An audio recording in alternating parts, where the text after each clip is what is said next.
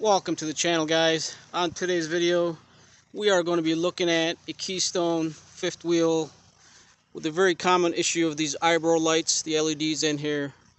Those burn out, very common issue, but they are easy to replace. They're just peel and stick, so if you just grab one end of it and peel that off, there should be some silicone on the end. Once you kind of push that through, there's plenty of extra wire in there. You should be able to get it off just like that. We'll cut these wires here. As you can see on the other side, I've already done that. There is a little ridge here that the LED strip sits into. Take some alcohol. You could take a plastic scraper. Make sure you get all the silicone and the glue off, so our new strip will stick on there. Here we have both of the LED strips off of the camper. Now, lengthwise, these are about 14 inches long. The width is what's really important. These are about 5 millimeter. Now, in replacement, it's easy to find the length. You can actually get them in 18, 20 inches, or even a few feet, and you can cut them to the length that you need.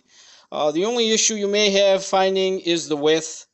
So what I have here is a 4 millimeter. This is a cob light. It's more of a uniform light, so I'd rather use the cob style.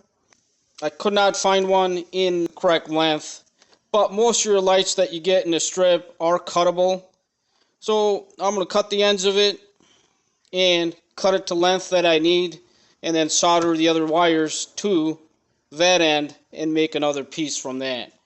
Hopefully that's going to work. Otherwise, what you're going to find mostly is going to be your 8 or 10 millimeters. They're just too wide. They will fit in that section there in the center, but as you come around the edges, it just hangs out too far, and I just didn't like how they would look.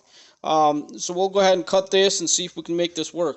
Our LED cut to length. When you are cutting these, you don't just cut them anywhere. You want to peel the back double stick tape off. You can see the connections here, and it's all along the strip here, and you're able to cut right in between these contacts. So you can cut it right in the center here. As you can see, I cut it right here. So I could put wire connections to this section and also run that on the other side. So here I was able to solder the 2 wires on the end of this cutoff piece. So now we can go ahead and attach these to the camper. So I did put a piece of shrink tubing over our new connection that we made, and we'll take these shrink connectors to connect it to the wiring on the camper. So we have the wire connections made and the access. We've kind of shoved right through this hole here. We'll go ahead and stick this piece right where it belongs, and we'll snip the access off. Already gotten the other side done. Came out really nice. Here we have both of the lights functioning. These actually fit really well. I like the looks of these cob lights. It's a uniform light instead of pixels on the SMD. Obviously you can choose different colors. I chose daylight, white. Now we will take some silicone on the edges and fill those in to keep it waterproof. We'll fill the edges all the way around to keep the water from going in behind it. But I do like the looks of them in the dark.